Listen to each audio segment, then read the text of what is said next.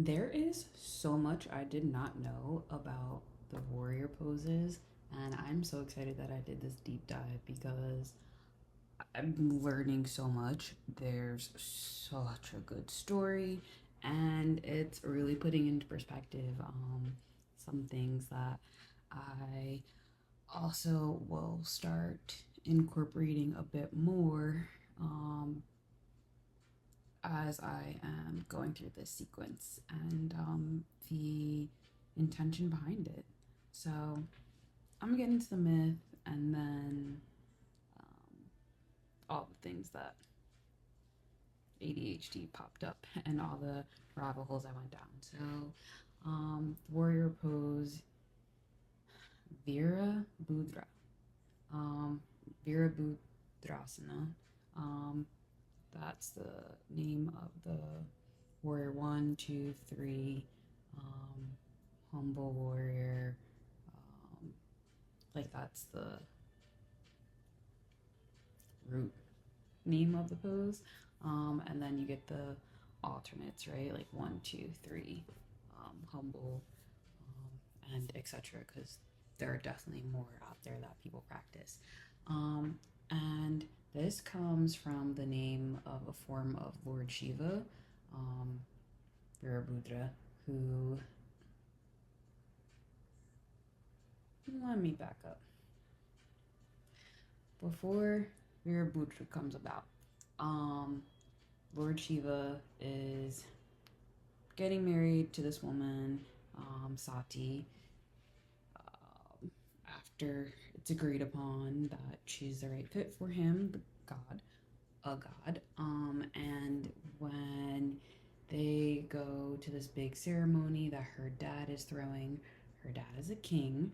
Um, Everyone and all the other like attendees, which are gods, there they bow to him when he walks in the room because he's a king. But Lord Shiva is like, okay, because he's a god, right? Like, or like not that, like he is a like a higher being than the other gods that are in the room. So he's like, I ain't gonna bow to you, um, but like the show house, uh, and like the king gets all upset. He's literally like going off, a little disrespectful. People are like hiding, walking away, not trying to really pay attention to it. But his daughter gets really, really upset. But Lord Shiva and her, they eventually leave. Life goes on. Then one day, she's outside, and then she sees a couple other guys, a couple other gods strolling by, and she's like, "Where you going?" Her going to the king's house because he is having another ceremony and he did not invite his daughter, which for shame, and he didn't invite Lord Shiva. Um, and she, like, the gods were kind of just like surprised by it, and like even she was like having a hard time like processing the fact that like her dad is having this big like formal religious ceremony. Like again, her dad, she grew up in the house, she grew up with the practice. This is a part of her, and she didn't even get an invite. So she's upset. She goes, tells Lord Shiva like what's going on, and he's like, "Yeah, I don't really think we should go. Like, your dad don't really he only had no regard for me. He don't really respect me. I don't know if it's respect. The word was regard that I read.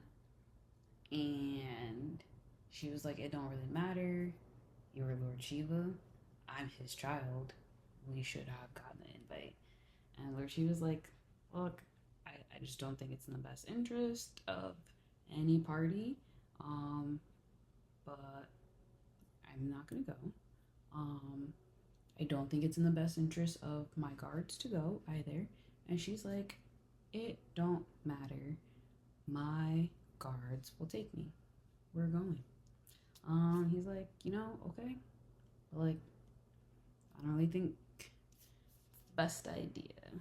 So she gets there, and in the culture, they have like a practice of receiving different guests that come in, and it's kind of like this like acknowledgement, like it's a formal welcome into where we're at.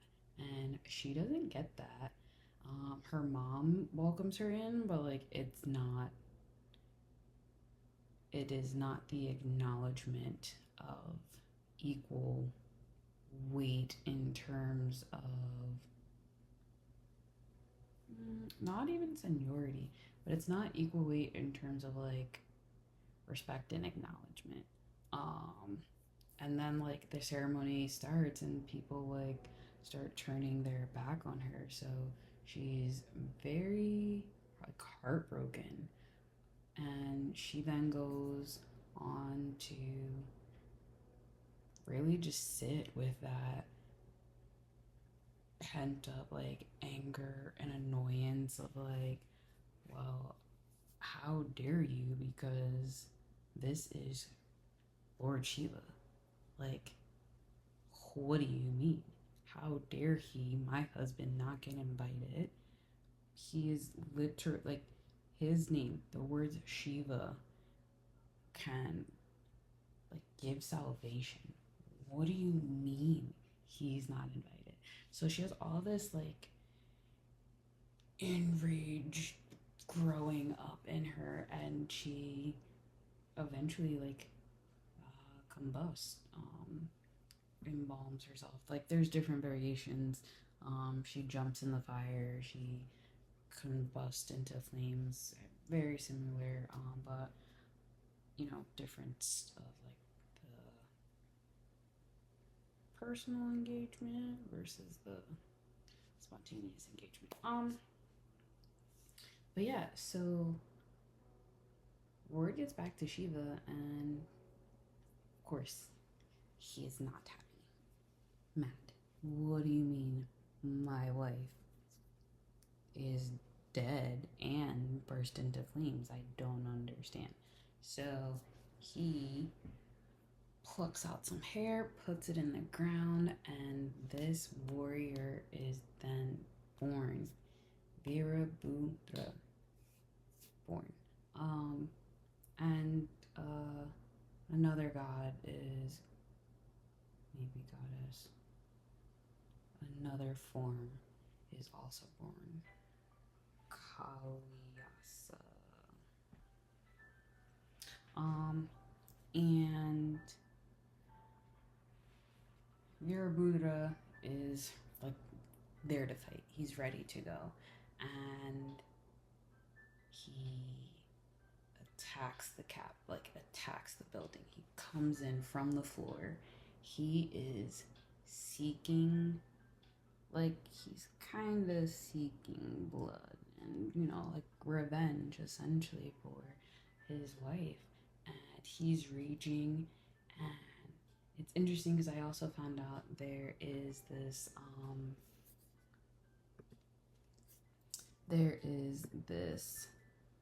like dance that Virabhadra, well, there's a dance that Shiva does in this enragement called Tandava.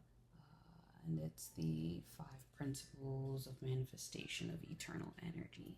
And it's just this sets of movements. And I'm just thinking about, right, like when if you were to find out that like something happened to your spouse, or you know like if something crazy happened to you in life, or you lost something or someone really important to you, sometimes you just want to like you're just enraged, you have all this energy, and so he's in there, all this energy going around, finds the king, off with his head, and like takes him out. And after like, and then other gods start kind of coming to him and be like, yo, like you have to calm down. Like look at this, like your rage is getting the best of you, it's killing people, and it's not really what you stand for, like this isn't the way that we practice. And Lord Shiva's like, you know what, you're right, this has gone too far, there's too much bloodshed, this isn't the way. And he goes on to perform some prayers, and sit with the decisions that he's made in this moment, um, of strong emotion and energy. He then gets asked to bring the king back to life, and he does. He finds some goats, um, brings the king back to life, does the prayers there, after doing that, and then he has to sit and wait. And he sits and waits for Sati to come back to him in her next form, which she does, and they get married again. So that piece, um, flows really, closes really nicely. That they still end up together, right? But like, nah. It's I find the mythology so interesting because it's not a fairy tale, um, in the sense that no bad things happen along the way, right? Or you don't experience grief or loss or anger, or that even the gods aren't perfect. Um, they still have moments where they need to find balance in themselves and control in what they're doing. Um, and with that, how do we then find the balance and control of how we behave and we respond, as we respond to others and to ourselves and to what we're receiving from the world? And this warrior pose sequence really gives the opportunity to, sure, have the energy to go to battle, but battle for yourself, right? And um, not necessarily, or can be, what's been taken away from you, but like, where is it that you care so much about it that you're willing to go all in, fight like harder than you've ever done in your whole life before? Where is it that you want to make a change? You want to see better? You want to see different? Where is that in what you're currently experiencing? And how can you use that to cut through all the noise? That's what I think the warrior is really getting us to understand in this moment. What is it that we're willing to fight for? What, yeah, what is it we're willing to fight for? I told you all when I was starting this, there's things that I want to put more time and energy into. Of course, my yoga being one of them, expanding with my private teaching and getting my woodworking business up and flowing while doing some startups and managing my mental health, making sure I eat, and making sure that I'm still enjoying this life with the people that are important to me. And in this season, I really needed to just dig a little deeper into where I want to go. And I think this warrior pose is gonna help me do it. Um, because one, now I know the story. I know like when I am getting ready to go to bad home, I'm coming up back from the floor like Virabhadra did, because they say he had two swords coming straight up the earth, right? So like, all right, cool. I'm going into Warrior One. I'm literally coming up, and I'm ready for whatever. Like, this is me going in. I'm telling you, I'm jumping all in, right? Um, and then Warrior Two, they said that's when he was in some Mortal Kombat of, oh, I'm ready.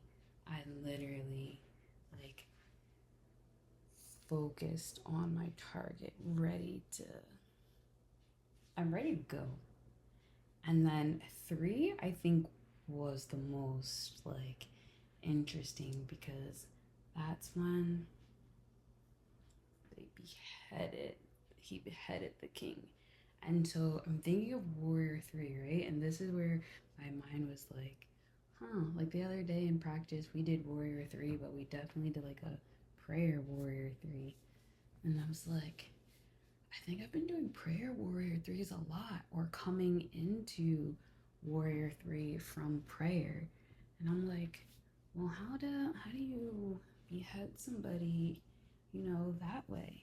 And like I'm thinking about it as like that inhale, exhale energy exchange for each of the poses, and how when you move in certain directions, right? Like it does behoove you to take the inhale there and not in the other way. It does. It's part of the process. But I'm like, I don't think he'd behead somebody like from the ground up. I think it'd be like a fool. So I'm going to start coming into Warrior 3's top down for sure. I think when we talk about energy flowing in the direction, I think it's just interesting of how a flow this way and like pointing your energy. I in my body find it more intense and directed, whereas I feel when you're doing this upward motion, right, is like you're gathering things, and when you're going down, you're kind of like pushing them. So for Warrior 3, listen, it's a push beheading energy.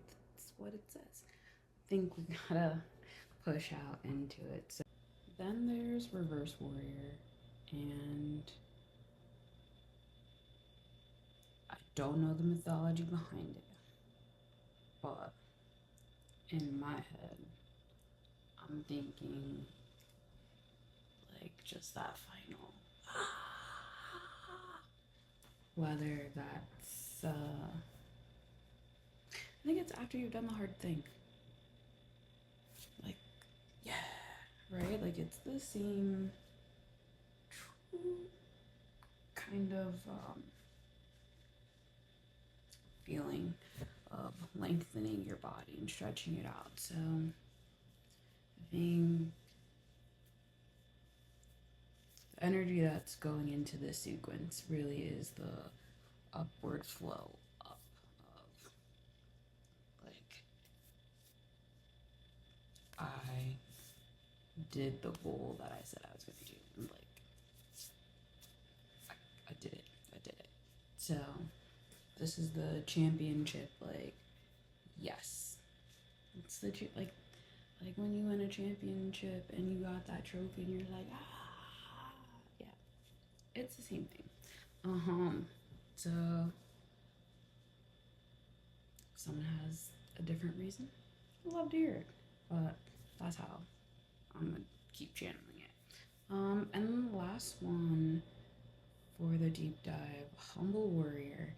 And This one, the posturing of like the body setup didn't really change, but what did was the interpretation of humble warrior. And I think that as I've gotten older, how I receive the word humble about myself as well as others and interaction, it's definitely changed. And especially after spending time in Japan and uh, like doing a lot of bowing and what it means across different cultures, right? And how sometimes that comes as a form of humility. And for the story of Virabhadra, it literally is for Virabhadra and for Shiva. It really is this battle of humility as well between him and the king. Um, because when Lord Shiva's in the castle, right? Like, Lord Shiva understands, like, he's the son in law of the king, but he's also Lord Shiva. And he don't gotta change who he is, right? Like that is always going to be the title that he has, and this king is always going to, just be a king. I mean, everybody, you know, maybe he wants to be a god. What's a king to a god, right? Like, where where does that balance and humility go? However, Lord Shiva also knows this is not a battle I'm gonna fight. I did not bow to you when you came in the room. That's just on my that's just on my crown, my positioning. And it's not disrespectful. I'm not going to disrespect you in your house. That's just what it is. And he knew when to walk away. He did walk away. His wife wanted to go back, and he was like, I don't really think it's the best thing. We have a difference of where we now sit in relationship to him, and probably not a great idea. And then Sati also had to sit with the, you know, well, I'm still always this person, and I love my father. Maybe they don't use the word love, so I don't know if she actually loves her father, but when, but sitting with all these emotions because when she gets enraged that no one acknowledged her at the door, she's like relinquishes in a sense like her bloodline. She's like, I'm no daughter to a man like you. And that's very that's like a battle, like a like a war cry in the sense where that's just the dark and hurt and anger and all these feelings that you go through when someone so close to you that you would love, you honor, and cherish, right, will do these things. And you're like, how, what do you mean? We still have this. But she also didn't want to go back and tell her husband, like, you were right, he is mad. And so that humility that she has to sit with. And again, I think it's lucky in the sense that she gets to come back in the story, right? Whether you believe in reincarnation or not, that's not what's important to the practice of yoga, right? But that hope for that hope, I guess it's building the faith. But yeah, that faith, it shows that the faith and the hope for the things that are always for you will be for you. And so for Sati and for Lord Shiva, they were, in a sense, meant to always be, right? And so, but they had to also go through this lesson and figure out how to navigate and move forward. And hopefully, no one's having something like that going on. And we're talking about our daily activities, how we process things, how we're balancing work, family, school, friends, hobbies, side jobs, right? Like how we're balancing all of them, being authentic, and like what we're really trying to fight for to make them happen. So Sati has to sit with not wanting to go tell Lord Shiva that, he was right. The king has to sit with he didn't let his daughter in and she combusted. And then Lord Shiva has to, deal with the fact that even though someone else did an action, he didn't control his reaction and ended up going too far. So when it comes to this idea of the humble warrior, it really is a moment to think of the decisions that got you to this moment, in the sense that there were choices you had to make to navigate and deal with it, and you've done them. You can't change them. They're already made. And, sometimes even though you can't change it, you can do better because you know better. And knowing that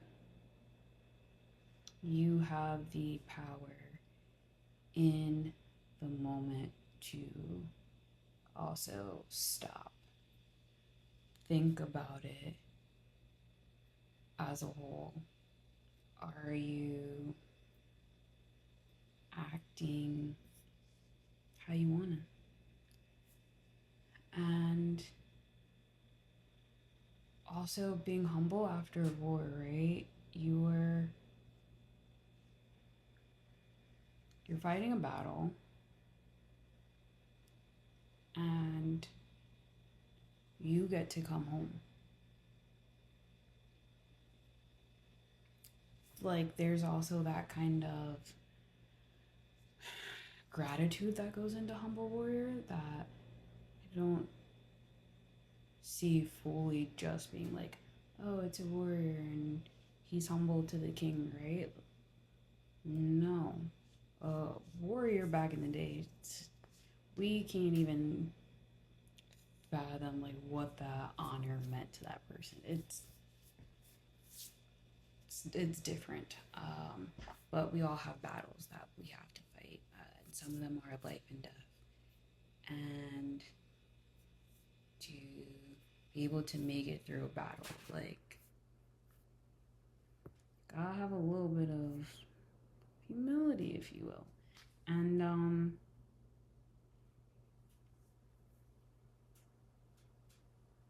also the king having some humility, right?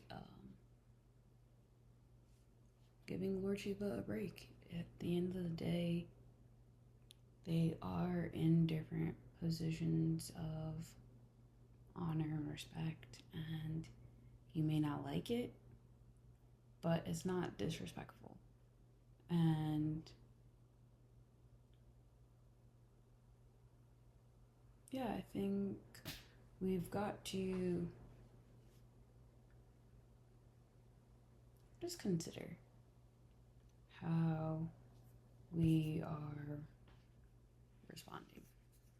The last thing these warrior poses had me reflect on was when you're teaching a class, sometimes you get comfortable with using a modification.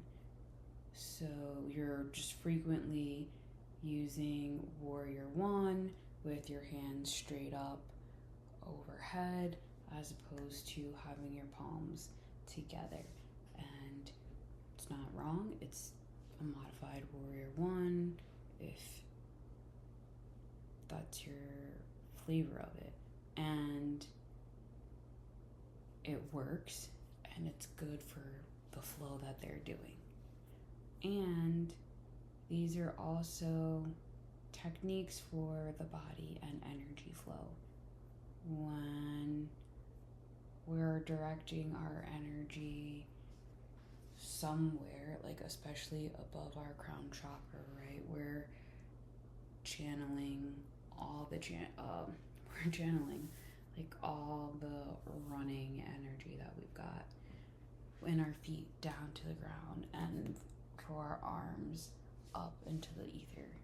So we kind of do a disservice if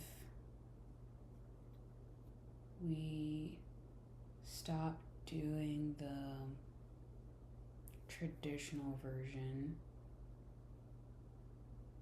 for a modified version. And granted, there's millions of reasons to do the modified version, right? But if this warrior energy that we're invoking is being called up, it really does behoove us to use the traditional, using the one that is truest to the form to invoke the